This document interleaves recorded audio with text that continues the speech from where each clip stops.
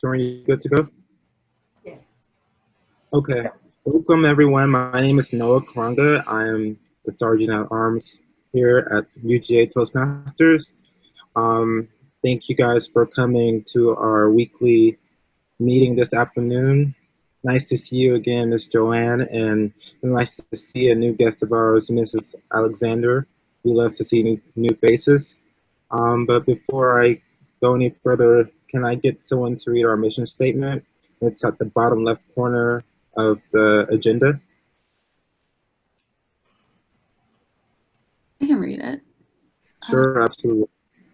So we provide a supportive and positive learning experience in which members are empowered to develop communication and leadership skills, resulting in greater self-confidence and personal growth.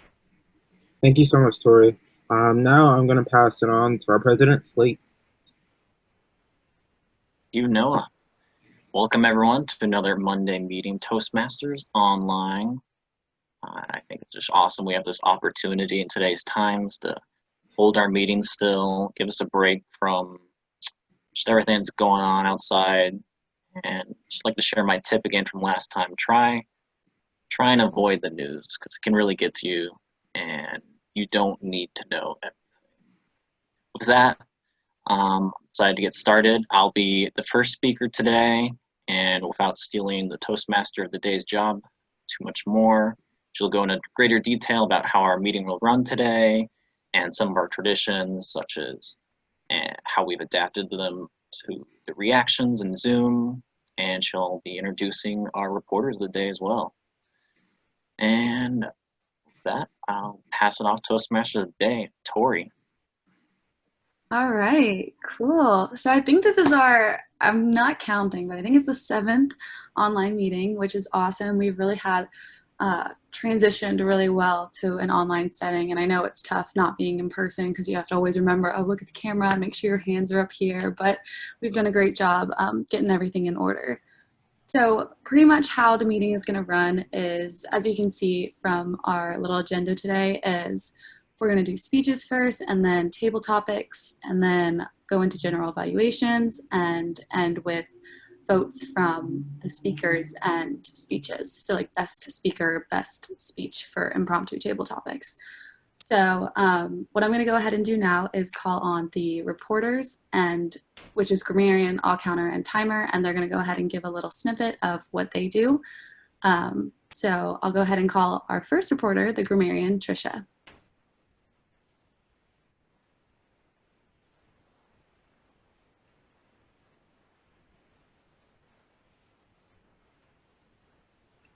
Are you still there, Tricia?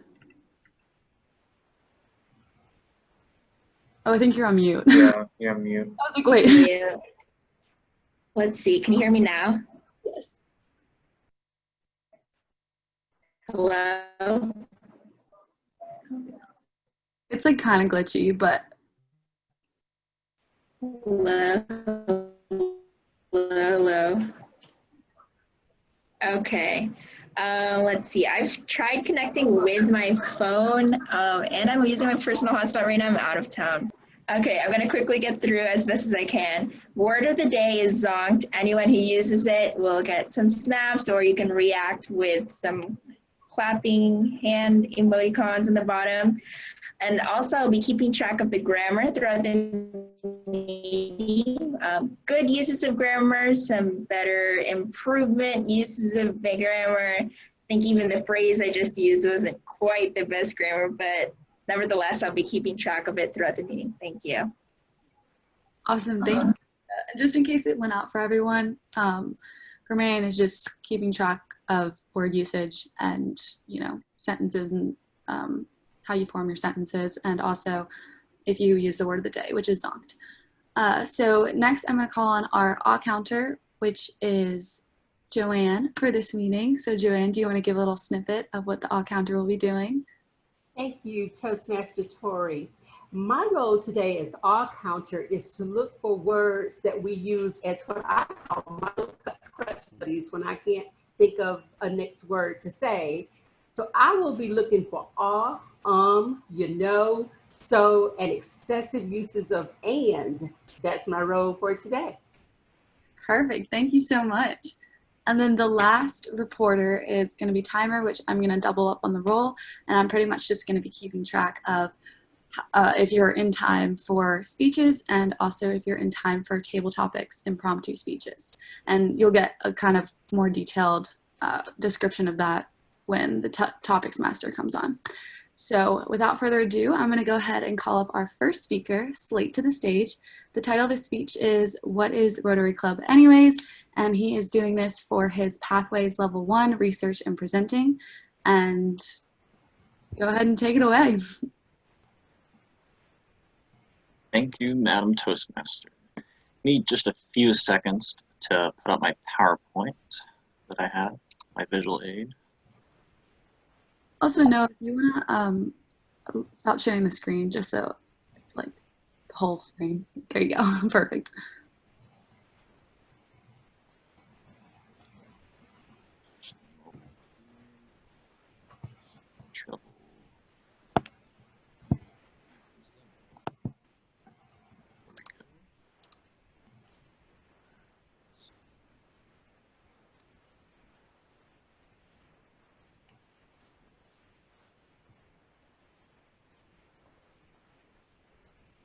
Okay.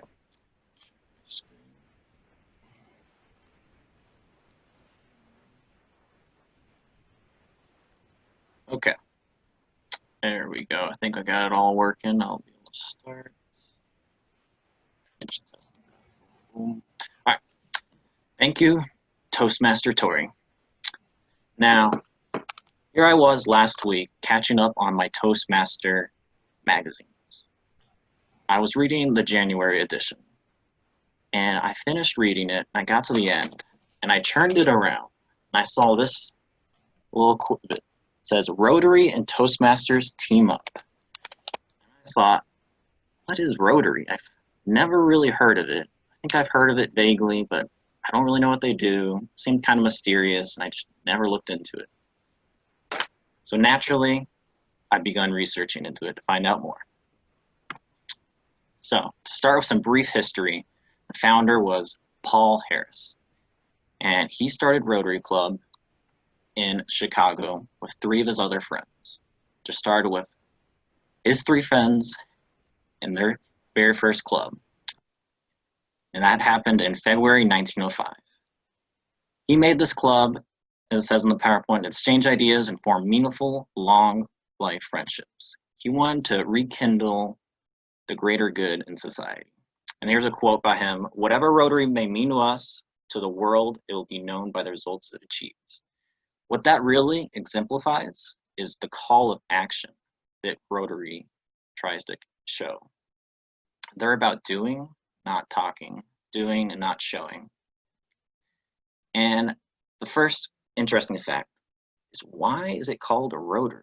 You may be thinking. And it's kind of funny to me is they simply called it Rotary because they would originally rotate where they met for their club meetings. It was as simple as that. I was like, and it just stuck. And leading from that, members of Rotary Club are called Rotarians. I hope I said that right. I tried to practice a bunch, but it's a strange word because they just took the Rotary, made it Rotarians. And with that, it became a huge organization. It instantly boosted all throughout Chicago, went from nationally all across the US, and then it went to South America, Europe. It just boomed. And unfortunately, because they so strictly work towards world peace and humanitarian efforts, a lot of these clubs had to close down during World War II because of the Nazi regime. But thankfully, because they maintained contact, they were able to quickly reestablish after that. And so 2 of their mottos are, he profits most who serves best, and service above self. This again just exemplifies the 2 things. It's about serving the community. They want to work for world peace and humanitarian efforts, not themselves. So what do they actually do? They have these 6 pillars that they work on. I went to the wrong slide. Give me 1 second. Don't know how to do this.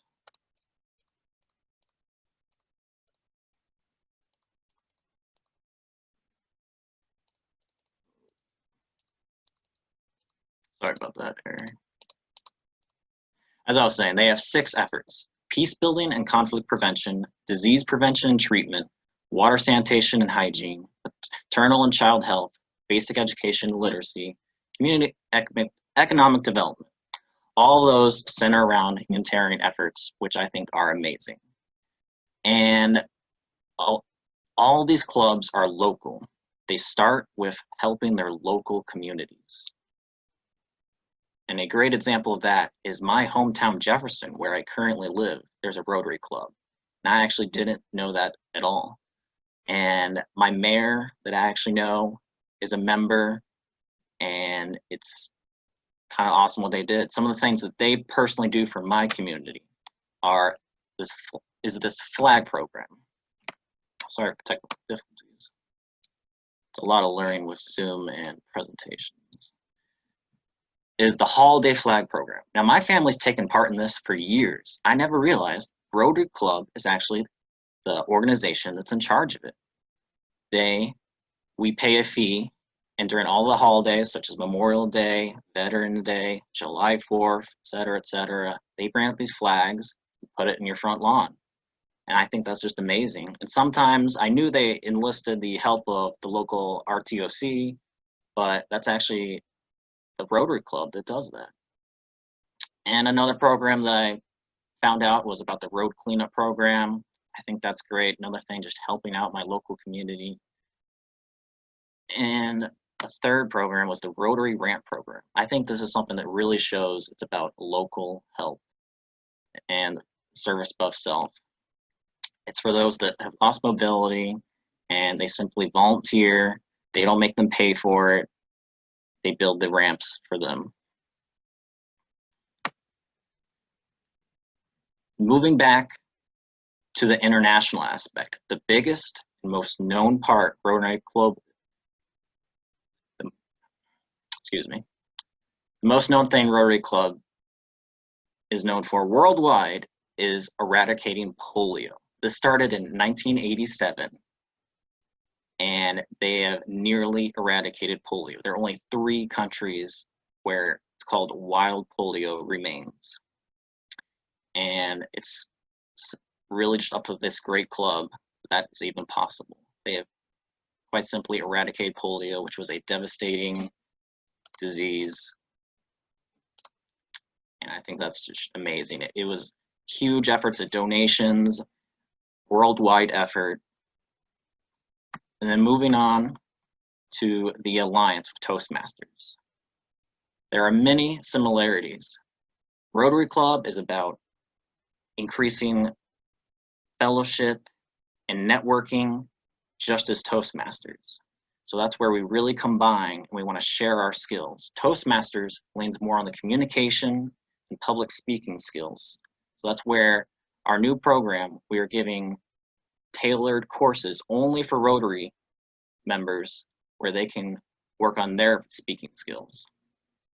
And these are not available to Toastmasters, but it's great because now we can form that connection and networking with Rotary members, invite them to our clubs, or maybe hold a joint meeting even. And we can even learn a little bit more about serving in their service efforts as well.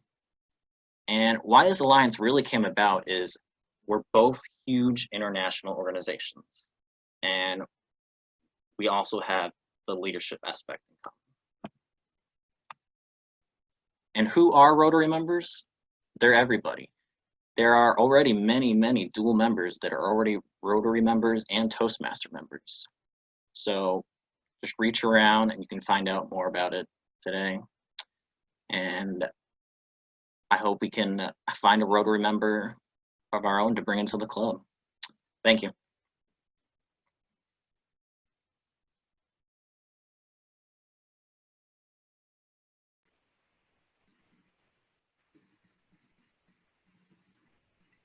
Right, awesome. Thank you so much, Slate. Actually, that's so funny that that was your speech because I'm in the Rotary Club. If you guys know what that is, it's pretty much what Slate just gave his speech on, and it's a club at UGA.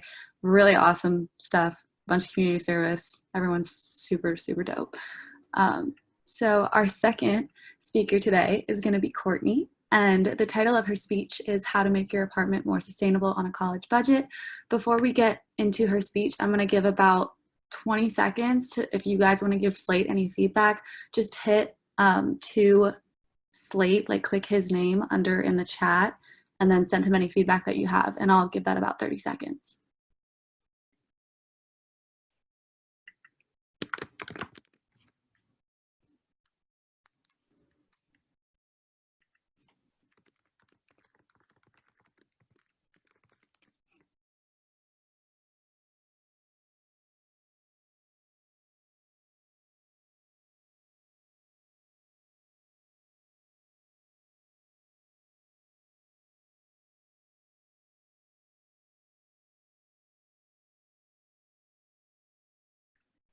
All right, so just a little recap. Second speaker will be Courtney, and her speech is How to Make Your Apartment More Sustainable on a College Budget. So Courtney, if you want to go ahead and take it away.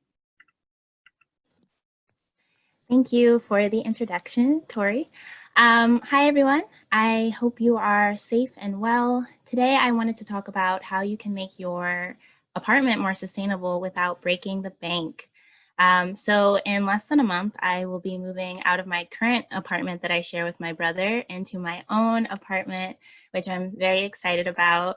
And recently I listened to a podcast by the Ology series by Ali Ward, and it was all about oikology, which is the study of home organization.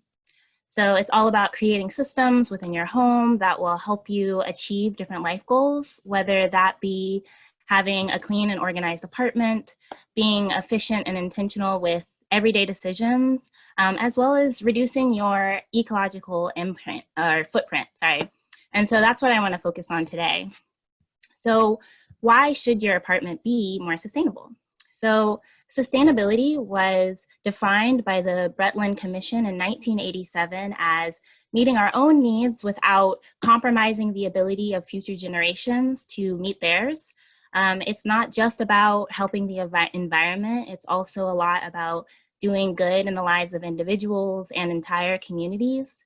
And so the more sustainably you live, the more money you're gonna save, and then the more habits you're gonna develop that improve your physical and mental health. So how can you make your apartment more sustainable? After doing some research, I realized that there's so many ways that you can reduce your consumption of natural resources. Although solar energy and composting are amazing, they do require a lot of planning and money, and so it can be a little bit discouraging.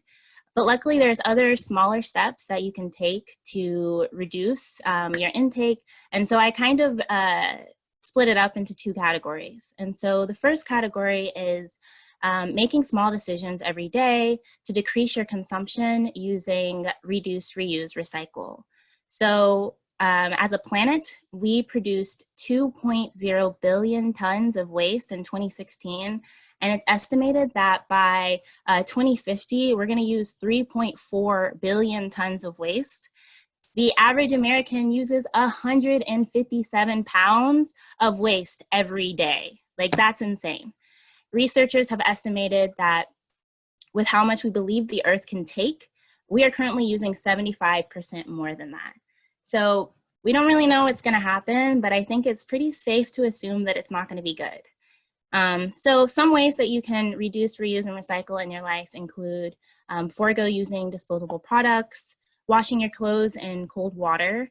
When you receive junk mail, take the extra couple minutes to figure out where it came from and get yourself off of that mailing list. Junk mail is just going to clutter your apartment and lead to more bad habits. Unplug all of your electrical devices from the wall. Even standby electronic devices are going to use 14% energy, so please unplug them.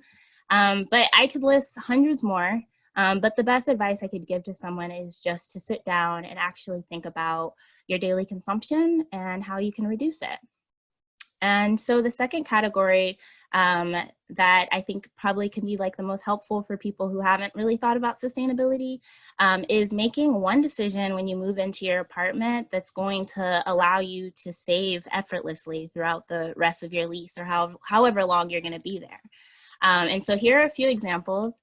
The first one is kind of my favorite because I didn't know about this, but it's creating a low flow toilet.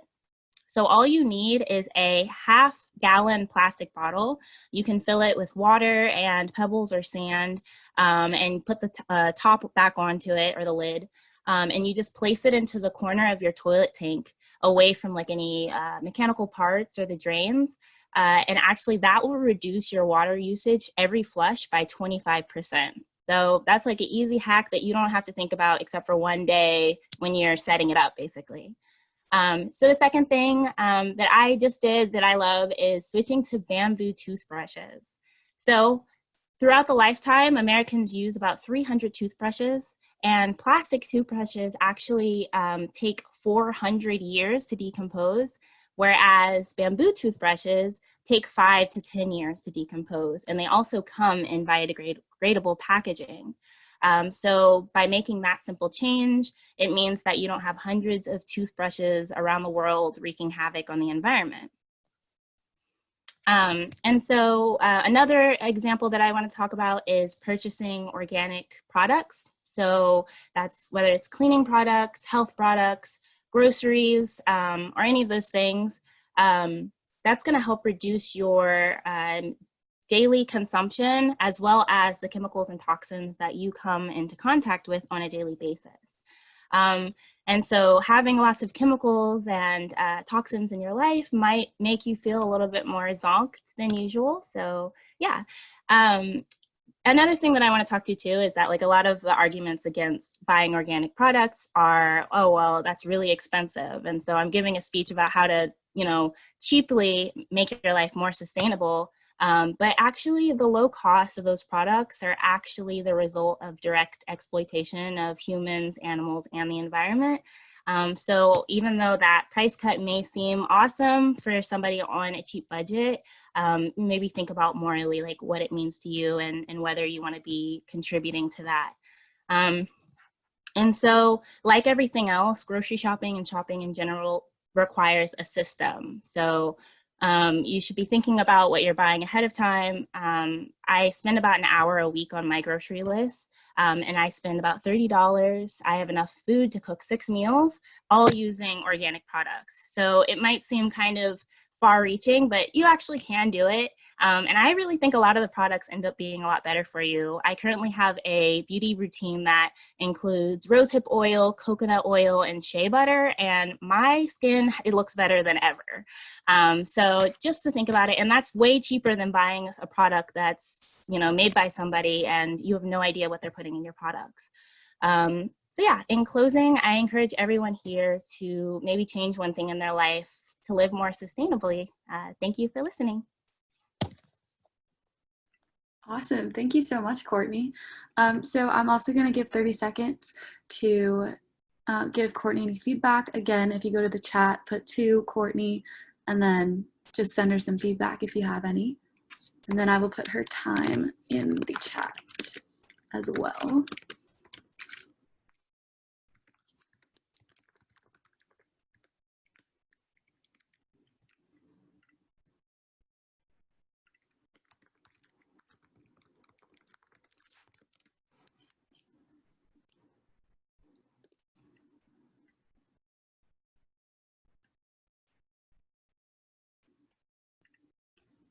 Yeah, that's cool that you were talking about bamboo toothbrushes. I think I was looking at that. I saw it on TikTok. I was like, I need to get that. They look so cool. Yeah, they come in a pack of 10 and they're super cheap. So yeah, it's like a super easy way to you know. Right. If you have a good link for one, then let me know. But I'm sure you can get them on Amazon. I just put in Amazon and made sure they had the USDA label, and then yeah, pretty much any of them that have that label should be good. So cool. Yeah, because I need a new toothbrush, so I might as well. This is a cool one. All right, so what we are going to go ahead and do now is vote for best speaker, and you're going to send in your votes to Noah. So in the direct chat, just go ahead and hit 2 and then Noah, and then I'll give another 20 seconds for that. And then we can jump into table topics.